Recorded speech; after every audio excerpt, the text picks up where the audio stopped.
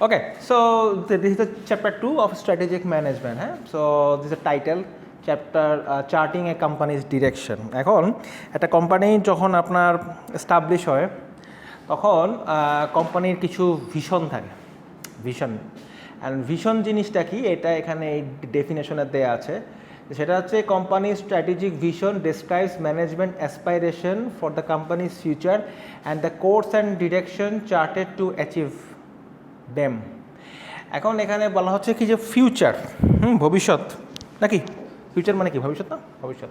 তার মানে হচ্ছে কোম্পানি ভবিষ্যতে আসলে কী চায়, ম্যানেজমেন্ট অ্যাসপাইরেশন, ঠিক আছে?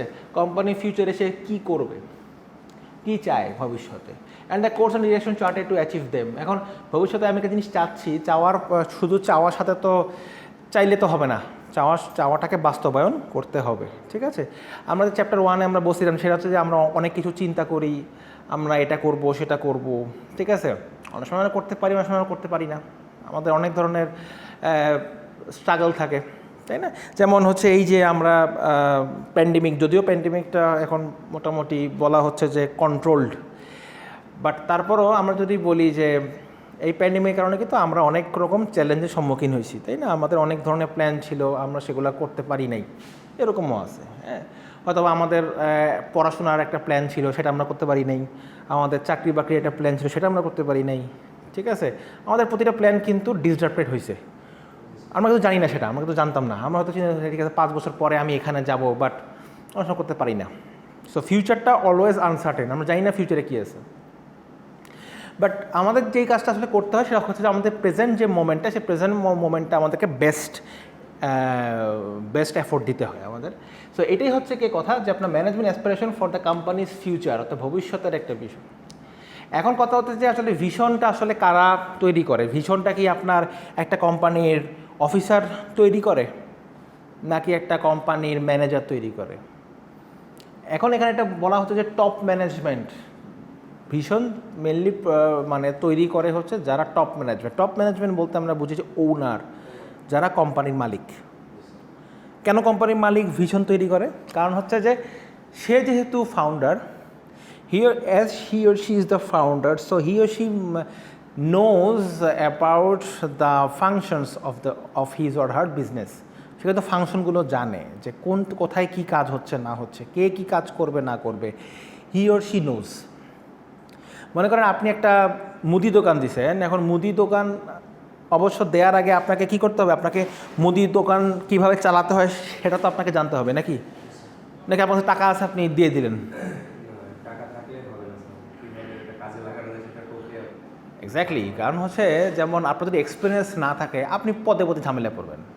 যেমন আমি নিজেই দেখছি যে সেটা হচ্ছে যে আমাদের এলাকায় একজন ছিলেন, তিনি তার টাকা পয়সা ছিল, তো সে করলো কি আপনার ওই জায়গায় তখন আমি 2007-08-এর কথা বলতে, 2007-08-এর দিকে আমার বাসা মোহাম্মদপুরে ফাস্টফুডের দোকানটা তেমন একটা ছিল না, ঠিক আছে? ফাস্টফুডের দোকানটা ছিল না।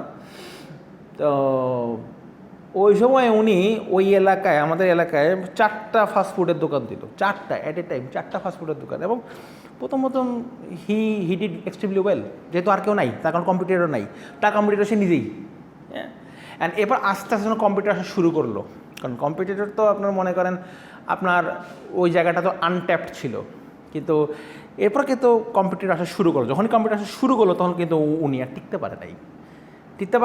কারণ হচ্ছে কি ওনার, যেহেতু আমি ওনাকে খুব কাছ থেকে চিনি এবং ওনার ব্যবসাটাও আমি খুব কাছ থেকে দেখছি, সো আমি দেখছি যে আসলে he didn't have any experience. তার এক্সপিরিয়েন্স ছিল না, কিন্তু তার টাকা ছিল, তার বাবা টাকা রেখে গেছে, সে টাকাগুলোকে সে ইনভেস্ট করছে, যাই হোক সে লস করছে। এনিওয়ে, তো এখন যে এটা হচ্ছে যে আপনার ব্যবসাটা আপনি যেই ব্যবসা করেন না কেন, you must know the in depth knowledge, আপনাকে ইনডেপথ নলেজ জানতে হবে। সেম আরেকটা এক্সাম্পল দিই, খাবারের ব্যবসা।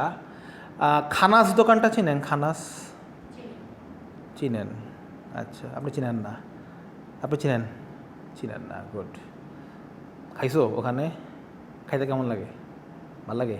ও তোমার বাসা তো ওই দিকেই, তো তোমার বাসার কাছাকাছি তো হচ্ছে আলহামদুলিল্লাহ আমরা সবাই খাওয়ার উপর থাকি, ঠিক আছে। আচ্ছা, এনিওয়ে, তো যেটা বলছিলাম, তো ওদের হেড অফিসটা তো ওখানেই, ওই যে বসুন্ধরা গেটে এখানে। হ্যাঁ, এটা কথা কেন বললাম, ওটার ওনার হচ্ছে আমার স্কুল ফ্রেন্ড।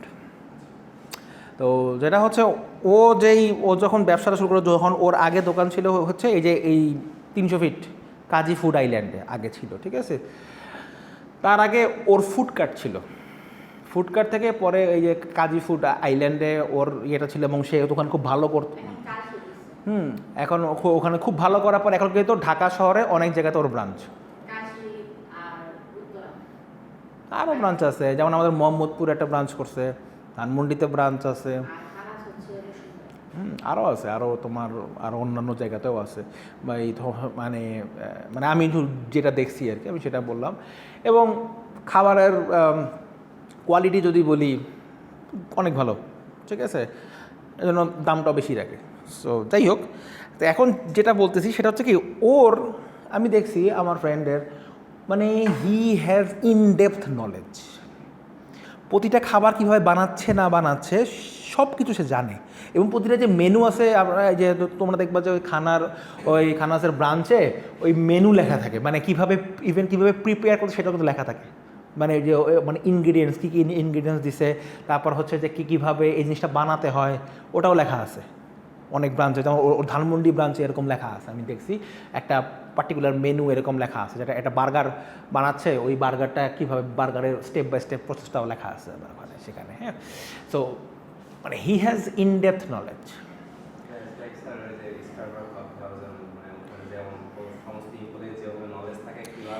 এমপ্লয়ির নলেজটা তো তোমার হচ্ছে লিমিটেড, মানে এমপ্লয়ির নলেজটা তো তোমার হচ্ছে যে সে যে কাজটা করবে সেই কাজটা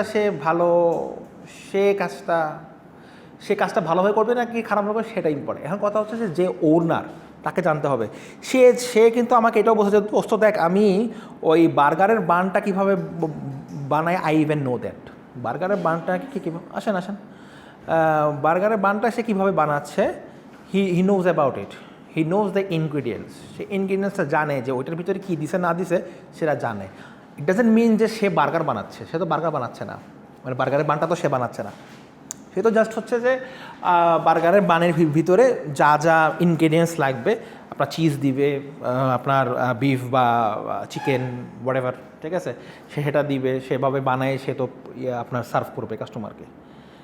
কিন্তু সে জানে যে বার্গারের বানটা কীভাবে বানাইছে, কারণ কি সে আমাকে বললো যে দোস্ত দেখ, বার্গারের বানটা কীভাবে বানাইছে এটা আমাকে জানতে হবে, কারণ বার্গারের বানটা যদি এরকম হয় যে সেটা যদি ওভেন দিয়ে বানায় তাহলে কিন্তু বার্গারটা ভালো হবে না, ভাইরাস এটা যদি ওই যে তন্দুর চুলা দিয়ে বানায় তাহলে বার্গারের বানটা ভালো হবে, তাহলে ওই যে তেলটা সব করবে না, গ্যাস্ট্রিক হবে না।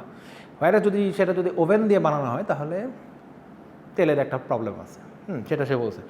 তার মানে দেখেন যে এই যে তার নলেজটা কিন্তু ইম্পর্টেন্ট। সো একজন ওনারকে জানতে হবে, আপনি যেই ব্যবসা দেন না কেন আপনাকে জানতে হবে যে কী আছে না আছে, আপনার টার্গেট মার্কেট থেকে শুরু করে আপনার প্রোডাক্টের ইন ডেপথ নলেজ আপনাকে জানতে হবে, নাহলে আপনি ব্যবসা সাকসেসফুল হতে পারবেন না, পসিবল না। আপনি যদি ইন ডিটেল নলেজ জানেন তাহলে আপনার পক্ষে পসিবল, ঠিক আছে। সো এখানে আপনার গুগলের একটা এক্সাম্পল দিছে ভিশন হিসাবে, যে the vision of Google's co founder Larry page and সার্জেই Brin. আচ্ছা, আমাকে একটা বলেন তো, গুগলের কোম্পানির নাম কি? What's the name of the company belongs to Google? গুগলের কোম্পানির নাম কি? গুগল নাকি? গুগলের কোম্পানির নাম নাই? অবশ্যই আছে, গুগল নাকি? যেমন ধরো তোমার এই যে ফেসবুক, হ্যাঁ, ফেসবুকের কোম্পানির নাম কি? হ্যাঁ, এখন তো এটা হয়ে গেছে নাকি, এটা এখন সবারই মনে আছে, কিন্তু কিছুদিন আগেও কোম্পানিটা কী নাম ছিল? ফেসবুকের নাম ছিল, তাই না? তো পরে এখন দেখা গেছে যে এখন ফেসবুক তখন আরও বেশ কিছু ভেঞ্চার ওদের আছে, যেমন হোয়াটসঅ্যাপটা ওরা কিনে নিছে, ইনস্টাগ্রাম ওরা কিনে নিছে। সো সে কারণে দেখা গেছে যে খালি ফেসবুক নাম দিয়ে তো আসলে চলতেছে না, সো আমাকে একটা কোম্পানির নামটা চেঞ্জ করতে হবে। ঠিক তেমনিভাবে গুগলেরও একটা কোম্পানির নাম আছে, সেটা হচ্ছে অ্যালফাবেট।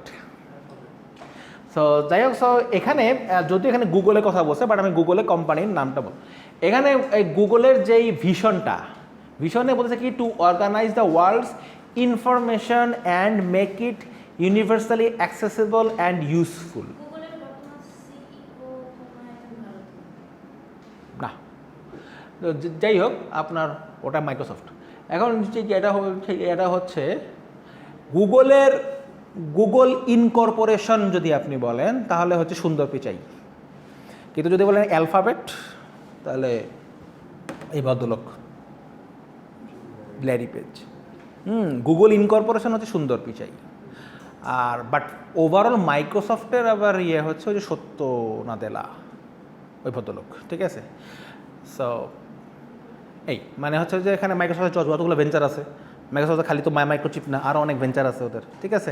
সবগুলো ভেঞ্চারের ওই আপনার সিইও হচ্ছে এখন ওই সত্য নাদেলা ভদ্রলোক, আর সুন্দর পিচাই গুগলের শুধু, হ্যাঁ, কারণ গুগলের আরও অনেক ভেঞ্চার আছে।